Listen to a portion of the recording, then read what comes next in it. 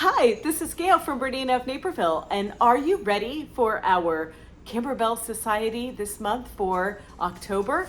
I hope you are, because it is calling out to all of you cookie aficionados out there, because it's a cookie tester mug rug. Let's have a look and see how it's done. All right. I hope all of you cookie testers out there are ready to have something super cute to have your milk and cookies on, because this one you're going to love. And it's 2 different sizes. You can pick your choice. And for this month, we're going to keep it super exciting because we are going to make both in our Bernina 990 giant hoop. And if you are getting this handout rather than seeing our BERNINA of Naperville YouTube channel, well, you can view this tutorial by clicking here in the presentation deck that you can find in the description of this video, or at BERNINAofNaperville.com under Kimberbell Society for 2024. We have this video embedded right there, but if you download the handout, you'll have it here forever and ever to find it. All right, so kit contents. You are going to get enough in your kit this month to make a large mug rug or a small mug rug. The only thing is you are going to have to add an extra 6 by 9 inch piece of scrap batting if you want to make the smaller one. But you have enough fabric, and I'm going to take you through and show you how you can make the most of what you're getting. Because we have this wonderful sugar cookie sparkly fabric. We have this lovely plaid. We have this nice chocolate color little seed fabric and everything. So all of it fits really nicely for this project. So in addition to the kit, you're going to need to add some stabilizers. Regardless of how you want to do this, you're actually going to hoop just your medium cutaway stabilizer in your hoop. And then we need just a little bit of fusible backing.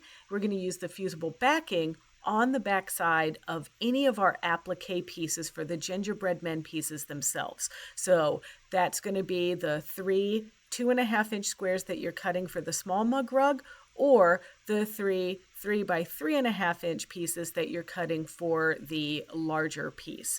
And then, as usual, you'll need paper tape to be careful to attach your stuff in the hoop as you're doing your applique. There are 6 threads that we're using. There is this creamy white color, and that's the Isocord thread in number 0970 linen. Then we've got slate blue, the Peru, black, coffee bean, and lipstick. Now, of course, you can use your own color choices, but that's what we kind of decided went with the fabrics that we picked this month. And I talked about the cutting, and it's because we're making 2, we decided to be creative with our fabric placement to use in our kit. So the plaid is what I decided to use for the backing for my large mug rug. So that means the 8.5-inch by 13.5-inch pieces, you're going to cut 2 of those from the plaid. And yes, I did take the time to match my plaids up. And then in contrast, for the smaller piece, I chose the darker color seed, like chocolatey brown color, and cut the 2 6-inch by 9-inch pieces for that. Now, of course, I reserved the scraps to cut for the gingerbread men appliques from each of those items as well.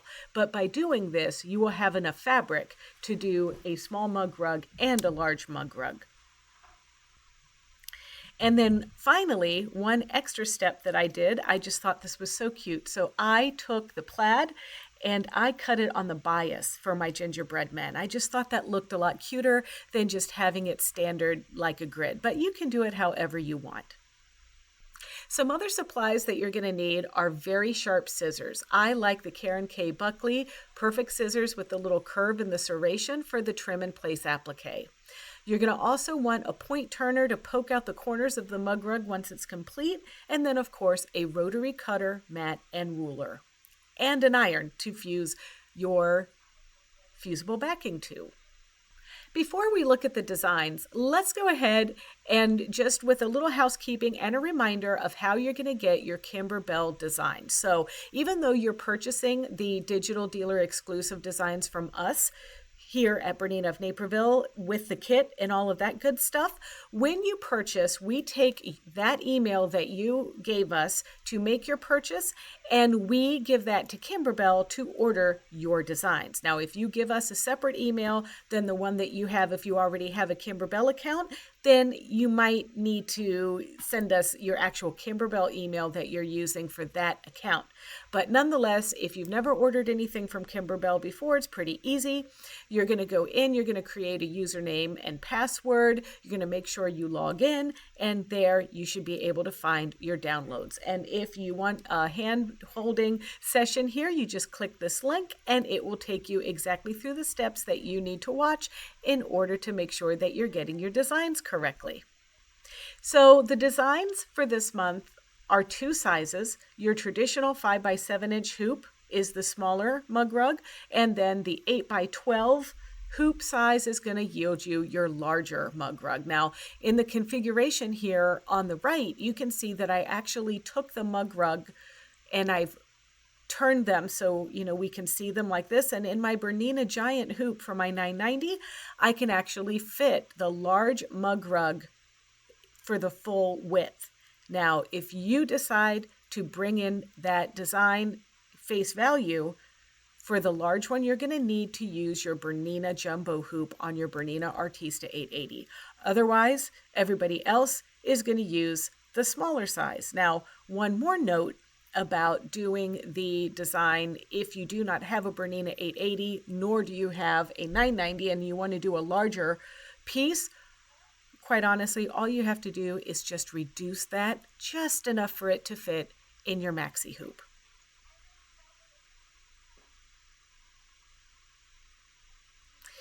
But what I wanted to do is put both of my designs in the hoop at the same time. So let's have a look and see how we did that. All right, so here is our larger design, the way I pulled it in from my stick. And first I want to rotate it. So I'm going to go to this is the I button on your 790 Pro Plus, 880 Pluses and all of that. I'm going to rotate it. Rotated so that I can read cookie like this. And then I'm moving it to the top of the hoop. Now I want to add the other one. So all I have to do is click the little plus button.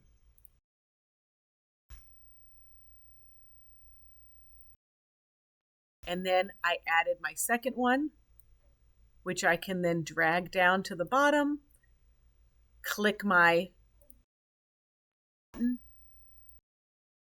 this one, now stitch. Now the main part about this, when we're getting ready to stitch, I want you to make sure if you have a 990 that your quilt settings are off.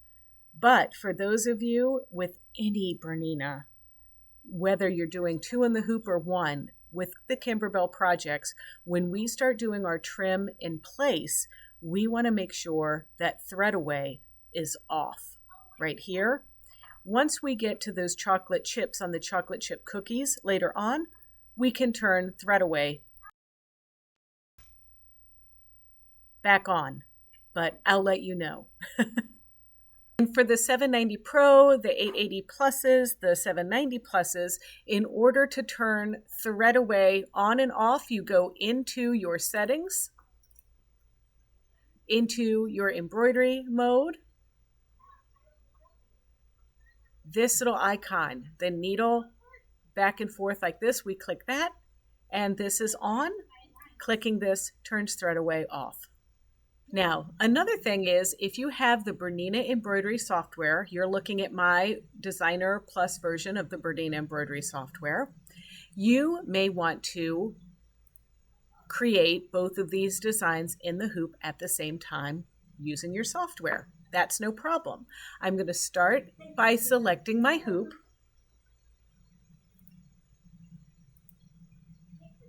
and that's right-clicking on the hoop. And then I'm going to choose the giant hoop, and I'm going to say OK. Now I want to view to hoop, and I'm going to select my design, and I have these easy rotate icons right up here at the top of the screen, and I'm going to rotate it and then drag it into position in the hoop. Now we're going to add a design, or what I'm going to do is go over here to my other design, and I'm going to do a little keyboard command, Control A, and then I'm going to copy and go into my other tab right here and hit paste. And now I'm going to rotate this one and drag that down into position. And now I'm ready to send this to my BERNINA 990. And I send it using my write to card machine, select my 990, and then I can either download it into the machine like this or stitch it out immediately. And one more thing. Some of the time, what's really annoying for me when I stitch out some of these designs is that there is a pesky extra stitch at the beginning. So let's have a look at how you can remove that from both of your large design and the small design. Some of you might notice that there's kind of an annoying little getting started stitch associated with these designs. So what I like to do is go to my design and my auto start and end and make sure that neither one of these boxes is checked. Once you've done that, you're going to go to your first piece of the design here and go to the reshape object. And there you're going to see this little spot. So we're going to click on that and we're going to hit delete on our keyboard, and we're going to click it again and delete on the keyboard until that spot goes away. And that's going to eliminate that starting piece, that kind of stitches for no reason there. And I recommend that you do this to your files before you combine them together. So we're going to start with this one, and we're going to just click, delete, click, delete. And then you may right click on your hoop and either do automatic centering or manual. And now this one is ready, and of course, save your changes.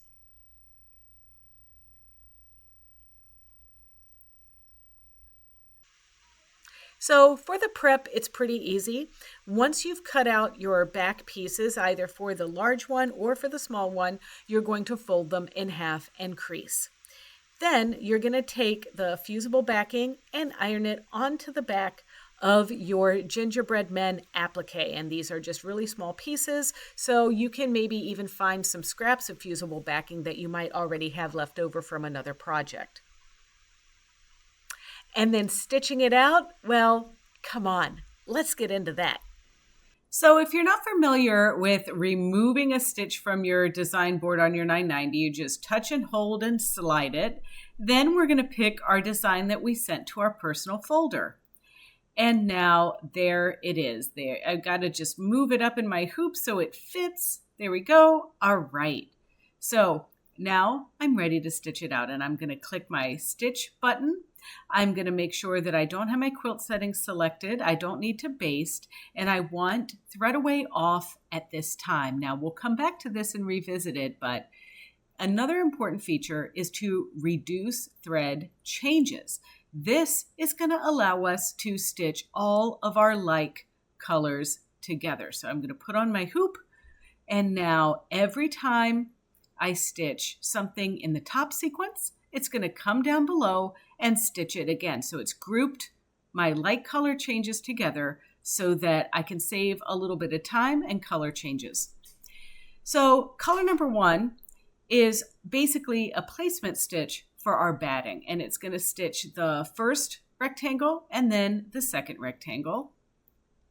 And then I'm going to place my 505 sprayed batting, and this is scrap batting, onto each of these rectangles.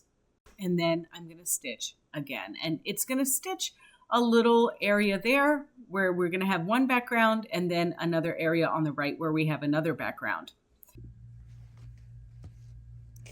Now, I learned a little lesson here that we're not supposed to trim our batting. So I did a little bit. We're not going to worry about it, but remember that I did it, so you don't do it, okay? Agreed? Agreed. All right. So now we're going to stitch color number 3.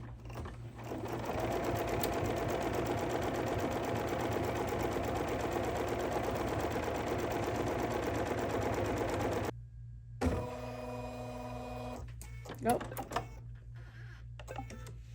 You have to be constantly vigilant, everybody.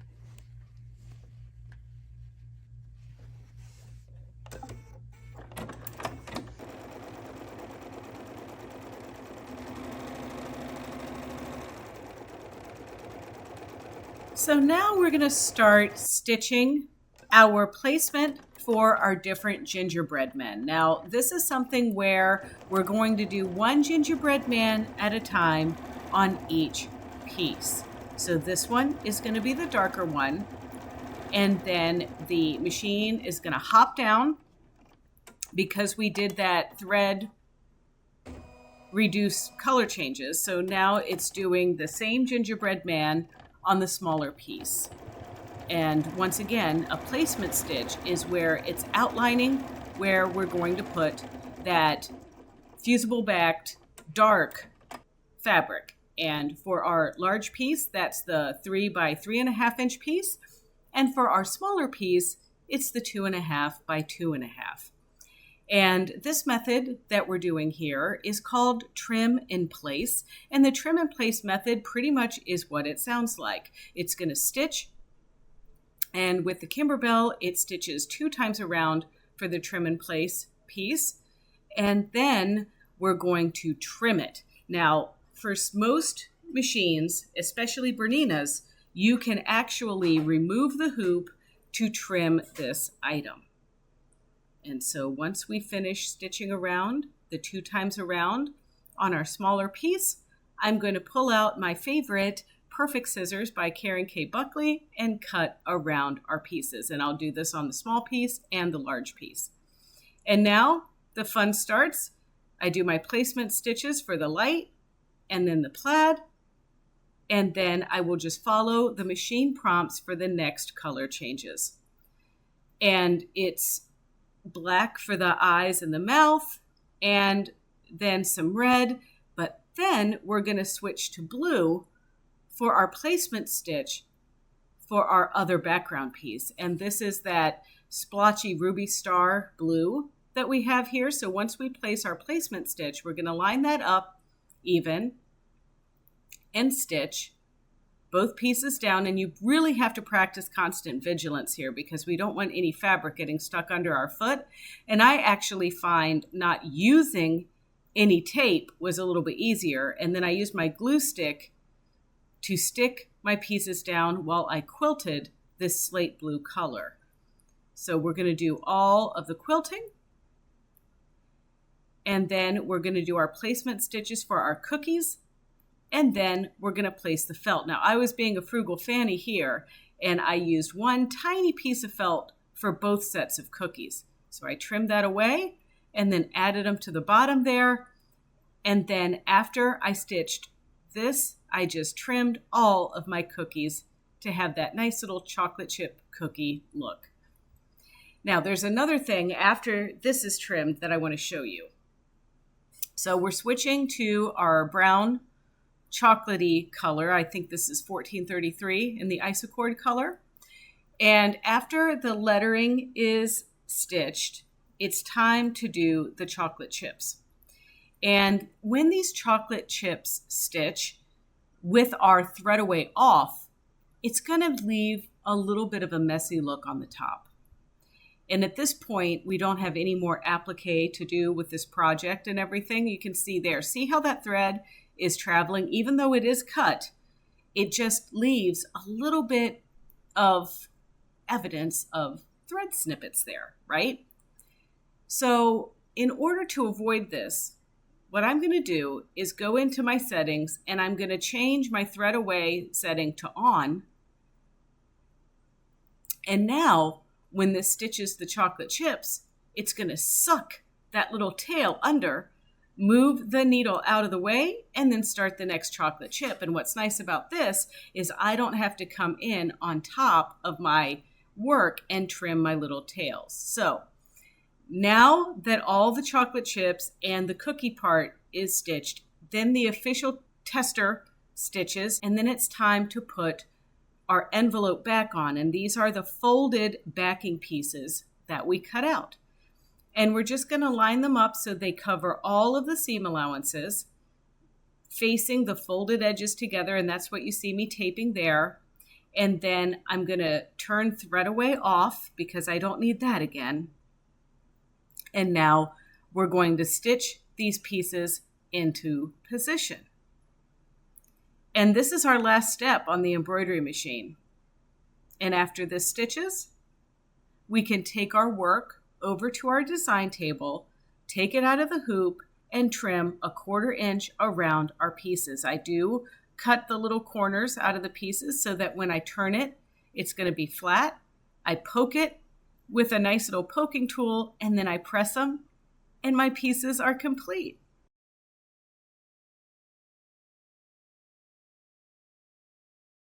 Well, now wasn't that fun? I think that you will have such a good time making this project. And if you want to do other tutorials and fun stuff, don't forget to check out our BERNINA of Naperville YouTube channel. It's easy. It's youtube.com/BERNINA of Naperville, and there you can like, comment, and subscribe.